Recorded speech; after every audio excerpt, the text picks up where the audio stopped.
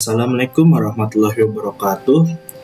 Halo semua, saya Kevin Hamad Novel, saya dari kelas 10-7 dan kali ini saya akan menjelaskan atau juga memaparkan sinkronik mengenai supersemar. Supersemar ini aku ambil dari kronologi Orde Baru. Salah satunya ya ini supersemar. Oke, pertama, supersemar atau surat perintah 11 Maret atau sebuah surat perintah yang dikeluarkan oleh Presiden Indonesia pertama, Soekarno, pada tanggal 11 Maret 1966, surat ini memberikan wewenang luar biasa kepada Jenderal Soeharto untuk mengambil langkah-langkah yang dianggap perlu untuk memulihkan stabilitas dan ketertiban Indonesia. Latar belakang 1. Kondisi politik dan militer. Pada awal tahun 1960-an, situasi politik dan ekonomi di Indonesia semakin memburuk. Terjadi konflik antara Presiden Soekarno dan para jenderal militer yang memiliki pandangan berbeda tentang arah politik dan ekonomi negara. Soekarno mendukung konsep Nasakom yang menggabungkan nasionalisme, agama, dan komunisme. Tetapi banyak jenderal yang skeptis terhadap pengaruh Partai Komunis Indonesia yang semakin kuat. Yang kedua, kudeta G30 SPKI.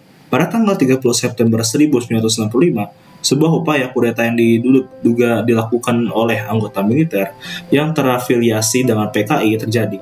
Kudeta ini mencoba untuk menggulingkan Soekarno dan membentuk pemerintahan yang lebih pro-PKI. Kudeta ini gagal dan sejumlah jenderal yang diculik dan dibunuh oleh kelompok G30S. Kejadian ini memicu ketegangan di kalangan militer dan masyarakat umum. Jadi kita bisa ambil dari ini bahwa kondisi politik negara yang sekarang ini lagi tidak stabil. Nah, ini mengapa Soeharto ingin mengambil alih kekuasaan tersebut. Pada 11 Maret 1966 dikeluarkannya Supersemar. Presiden Soekarno dalam situasi ketegangan politik dan militer yang tinggi mengeluarkan surat perintah 11 Maret yang memberikan wewenang ekstra kepada Jenderal Soeharto. 12 Maret 1966, pengambilalihan kendali Jenderal Soeharto menggunakan wewenang yang diberikan oleh Supersemar untuk mengambil alih kendali militer dan politik. Dia memulai kampanye untuk membersihkan pengaruh Partai Komunis Indonesia di dalam pemerintahan. Jadi setelah Soeharto mendapatkan wewenangnya, ia langsung berusaha untuk mengeliminasi para anggota Partai Komunis Indonesia. Nah, disinilah tindakan-tindakan Soeharto. Pada 1 Oktober 1966, setelah upaya kudeta G30 SPKI yang gagal pada tanggal 30 September 1965, dimulailah kampanye besar-besaran untuk membersihkan anggota PKI yang dicuriga terlibat dalam kudeta. Ini menyebabkan pembunuhan massal dan penangkapan ribuan orang. Pada 1967-1998, Jenderal Soeharto berhasil memperkuat kendali pemerintahannya dan membentuk dasar-dasar Orde Baru. Ia memimpin Indonesia selama 32 tahun. Segitu lamanya. Perpindahan kekuasaan. Pada Maret 1967, Majelis Permusyawaratan Rakyat Sementara atau MPRS memilih untuk mencabut kekuasaan Soekarno dan menunjuk penjabat Presiden Soeharto. Proses pengalihan kursi kepresiden dari Soekarno ke Soeharto memakan waktu selama 2 tahun.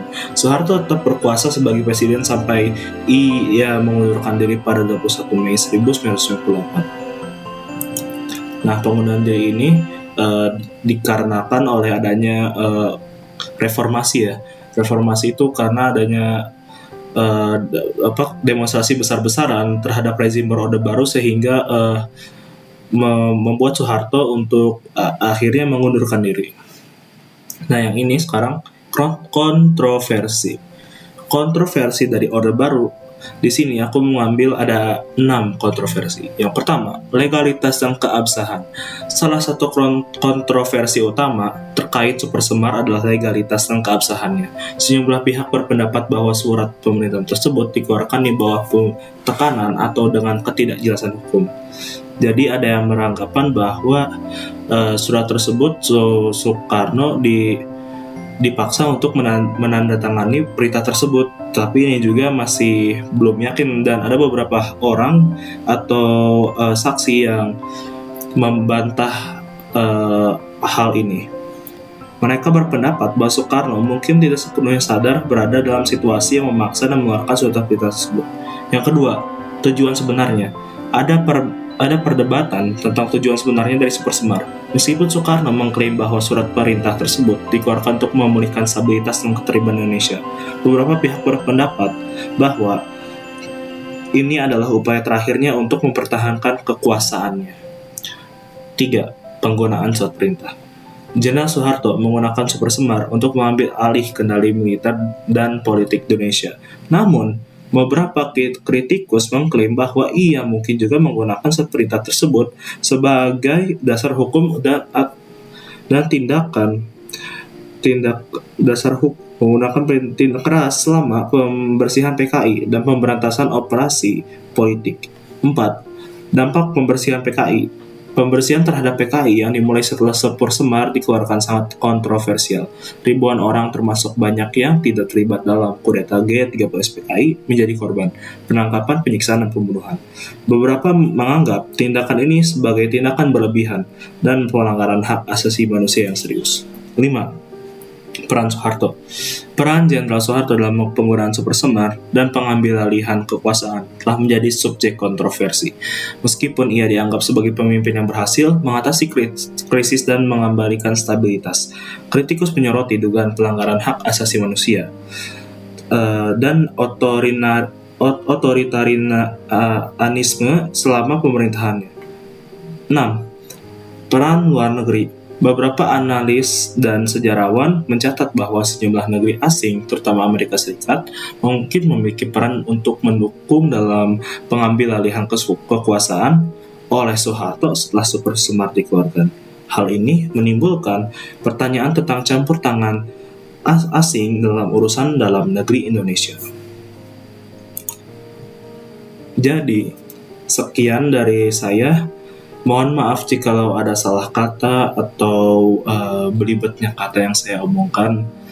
Ya, semoga kita semua bisa terus belajar dan mengetahui hal yang lebih baik dan teruslah berjuang untuk ilmu. Terima kasih untuk waktunya. Wassalamualaikum warahmatullahi wabarakatuh.